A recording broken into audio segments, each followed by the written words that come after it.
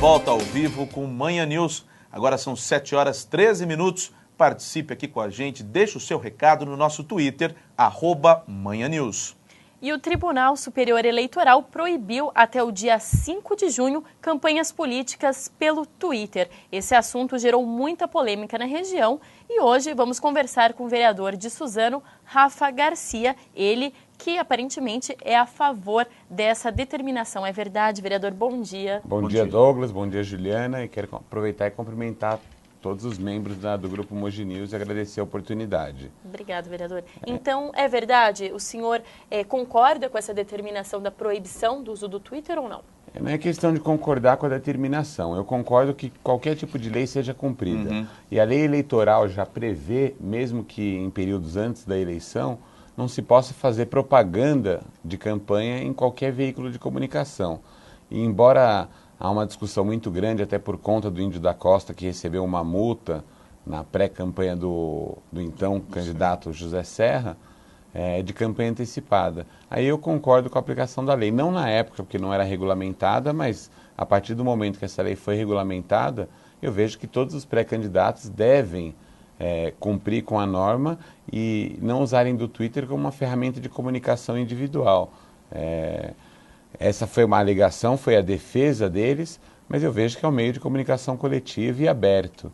Então eu sou a favor de que se cumpram as leis e a favor de que se cumpram as normas para a disputa de uma eleição. Muita gente, talvez ocorra uma má interpretação. Não é? Você pode escrever normalmente, enfim, o que está acontecendo na cidade, mas o que não pode é pedir voto, né? Não, com certeza. Eu posso falar da minha pré-candidatura a prefeito, eu posso falar de apoios recebidos ao meu partido, eu posso falar sobre inúmeras situações no meu Twitter, até é uma ferramenta de trabalho que eu uso bastante.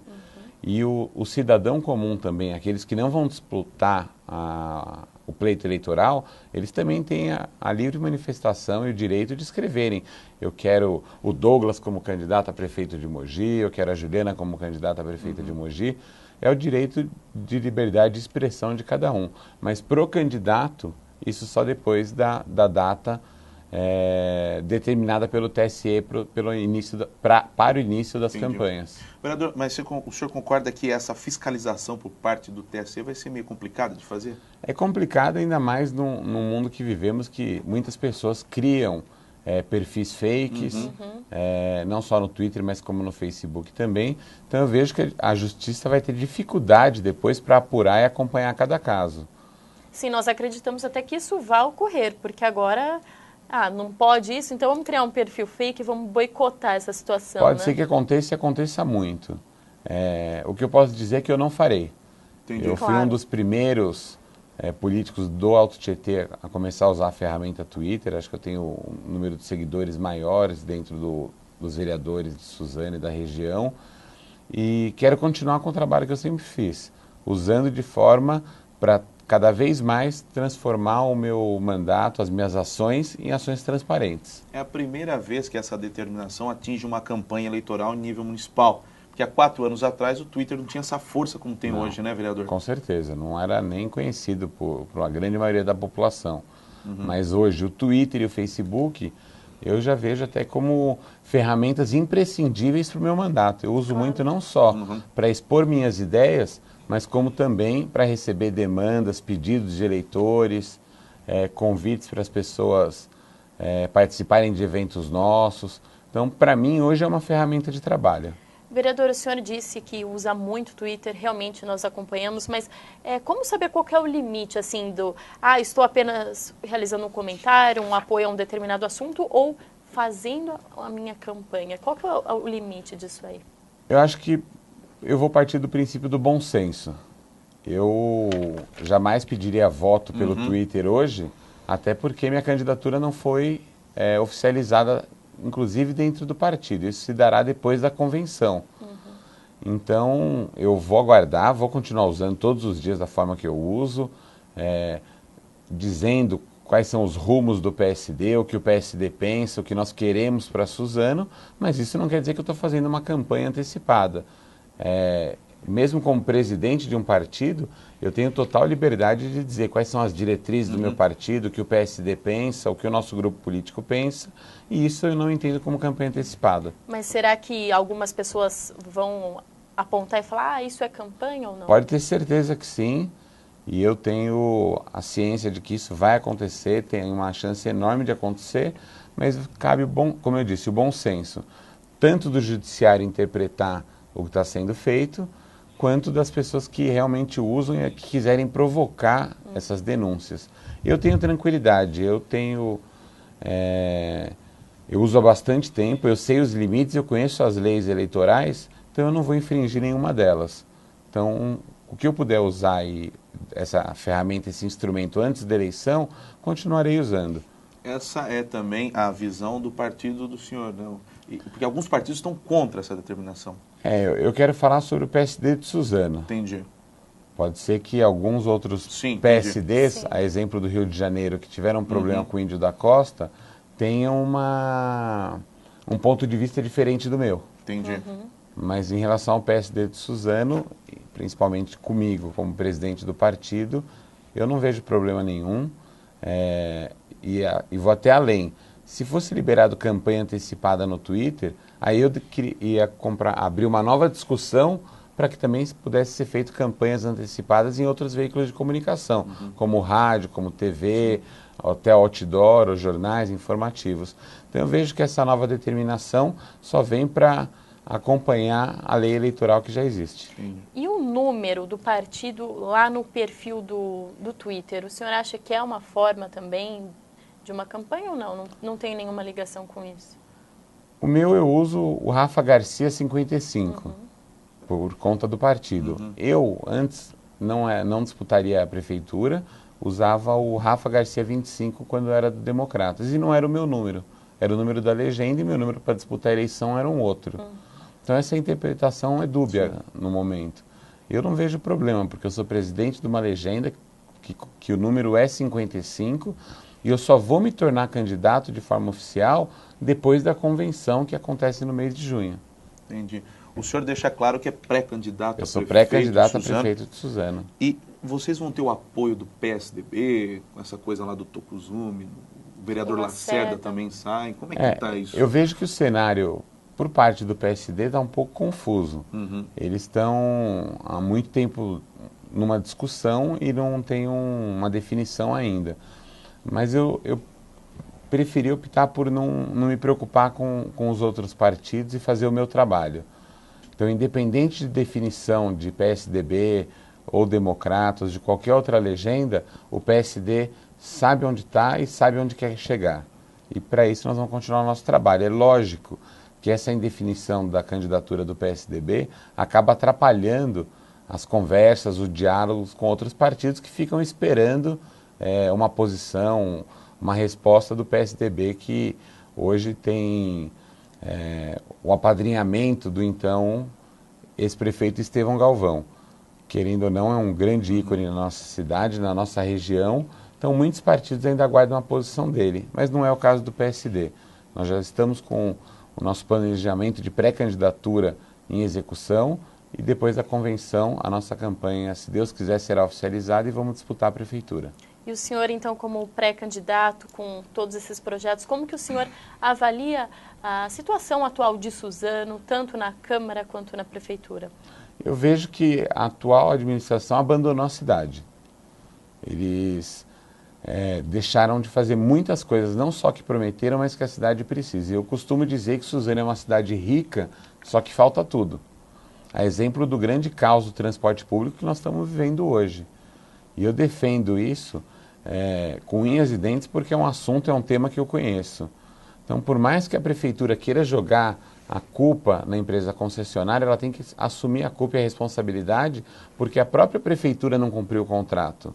Se a prefeitura cumpre o contrato, ela tem condições de cobrar da empresa concessionária um melhor serviço, uma frota mais ampliada, adaptada para pessoas de necessidades especiais. Então, esse é um grande problema da nossa cidade, é o transporte público, precisa ser resolvido porque a população tem pago um preço muito caro com isso, e o que é pior, o mais triste, é a situação que a saúde do nosso município vive. Não só pela questão da morte dos bebês, mas por diversas irregularidades. E eu tenho frequentado constantemente postos de saúde, quando a população me convida, e vejo que falta médico, falta remédio, falta até papel higiênico nos postos de saúde. E isso é muito triste, é inaceitável para uma cidade do porte de Suzano, com uma arrecadação que passa da ordem de R$500 mil. Vocês andam pelas ruas, os vereadores, que essa é a função mesmo, e acabam ouvindo isso da população de perto, né, vereador? Assim, Douglas, eu quero falar do meu mandato. Eu ando muito, não só nos postos de saúde, como nas escolas também. Eu tenho até um outro projeto, que é o rafanasescolas.com, que eu criei justamente para isso, para aproximar os estudantes, os professores, para que através desse site eles possam trazer denúncias para mim, de forma que não precisem revelar seu nome, e aí eu posso verificar em loco se realmente existem os problemas ou não de falta de merenda, má qualidade da merenda, ou até falta de material para o professor lecionar. E uma das últimas denúncias que tiveram foi de uma escola em Itapetí, no bairro de Itapetí, uma divisa com Mogi das Cruzes, uma escola que está fechada há 2 anos, com uma grande quantidade de materiais novos, bons para serem usados, até embalados, que estão lá jogados por algum motivo. Então fiz essa denúncia ao Ministério Público, que de pronto a promotora acatou e abriu um inquérito civil, e agora vamos aguardar os resultados finais, porque existe um contraponto muito grande em Suzano. De um lado, o Jardim Brasil, na região das Palmeiras, crianças assistindo aula no chão, sentadas porque não tem carteira. E de um outro lado, uma escola com uma grande quantidade de materiais, carteiras, inclusive livros embalados, lá parados, trancados ao tempo, estragando, deteriorando. Então tem coisa errada nisso. Se tem coisa errada, o meu papel foi feito como vereador. Acompanhei, fiscalizei e denunciei ao Ministério Público. Então o site é o rafanaescola.com. rafanasescolas.com. Então uma denúncia anônima. Tanto de aluno quanto de professor. A intenção é ser um parceiro da educação de Suzano para melhorar.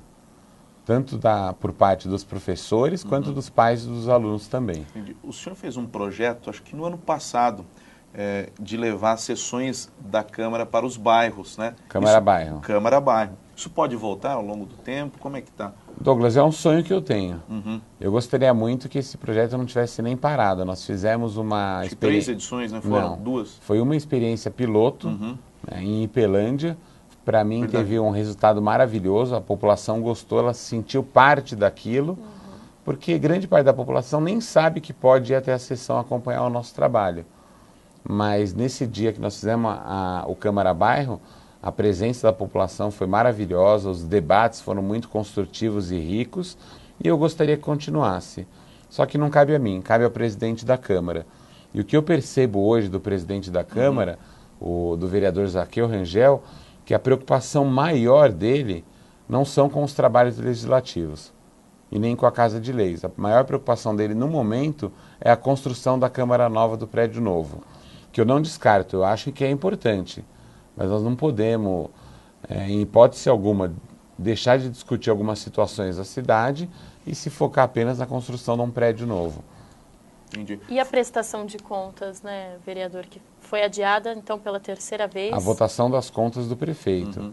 Eu achei bastante esquisito, porque o prefeito, quando ele está convicto de que vai conseguir reverter essa decisão na Câmara, ele vai até a Câmara para fazer sua defesa. Fez a primeira vez e não teve sucesso, embora ele tivesse acreditado que teria sucesso nas votações. E agora tinha outra que estava marcada para a data de hoje.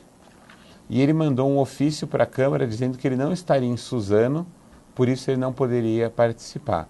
Então, o meu entendimento é que se ele disse que não pode participar agora porque não vai estar em Suzano, já é um sinal de que ele virá, que ele vai à Câmara, senão poderia acontecer a sessão normalmente.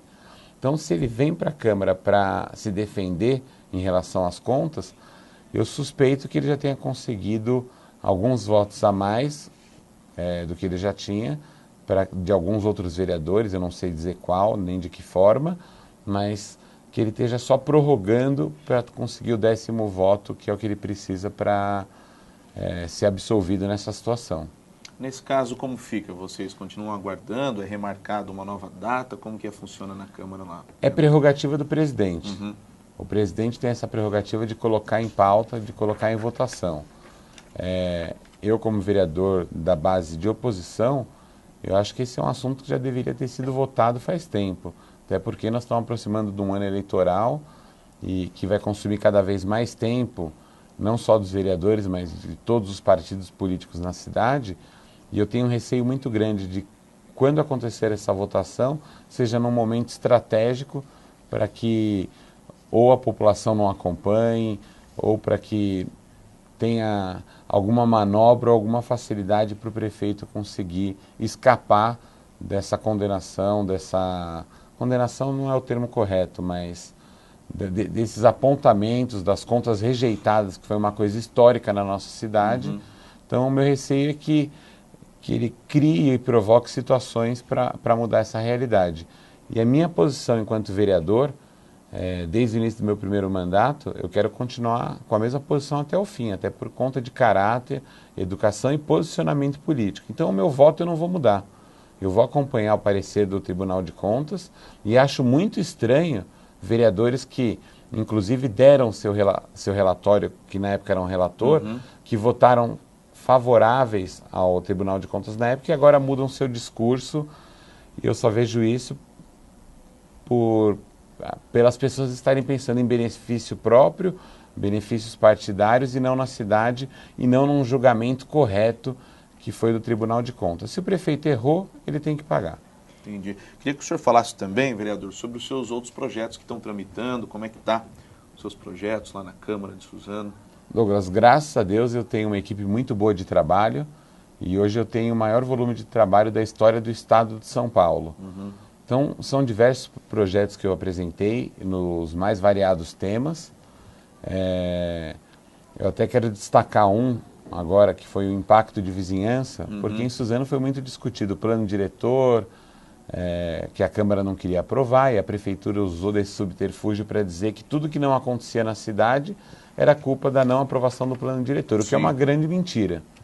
E eu elaborei um projeto que inclusive me deu um prêmio na USP, Fundação Mário Covas, o Instituto do Legislativo Paulista e tive como patrono o Ives Gandra Martins. Então, com esse projeto eu concorri num universo de 5.000 vereadores e fui premiado na categoria Inovação. E a Câmara vetou por conta de um pedido do prefeito para que esse projeto não fosse aplicado. Porque esse meu projeto, chamado Impacto de Vizinhança, se fosse aprovado, não necessitaria do plano diretor, seria uma forma da população participar e poder decidir melhor o que querem e o que não querem para o seu bairro e para a sua cidade, mas não saiu nem da Câmara. Ficou parada na Câmara por um pedido do prefeito.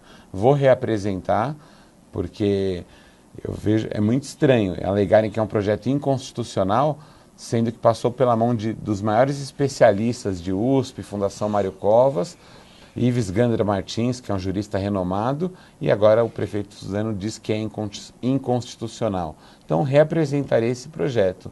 Dentre eles, tenho vários outros, alguns vetos já derrubados, tenho o maior número de vetos derrubados também na Câmara de Suzano, inclusive da história da Câmara de Suzano, leis que já foram promulgadas pela Câmara, algumas o prefeito entrou com a ADIM, e depois as ADIMs foram derrubadas e passaram a se tornar lei na cidade. Mas o que eu quero dizer é que eu atuei em todas as áreas da cidade. E todas as propostas e projetos que eu apresentei foram com a intenção de melhorar a qualidade de vida das pessoas da nossa cidade. E tenho mais para apresentar. Embora seja ano de eleição, minha pré-candidatura a prefeito e o meu compromisso com o partido, meu mandato de vereador vai até dia 31/12 de 2012. Uhum. Então, independente de eleição, eu vou continuar até o último dia do meu mandato, defendendo aquilo que eu prego, que eu acredito, e vejo que eu tenho uma contribuição muito importante para o Legislativo Suzanense e quero continuar exercendo isso. Tá certo, vereador. Muito obrigado pela sua participação hoje ao vivo aqui com a gente. Imagina, eu que agradeço. Obrigada, vereadora. Obrigado, até uma Juliana. próxima. Obrigado, Douglas, e obrigado ao Grupo Mogi News pela oportunidade. Tá Obrigado, certo. até uma próxima.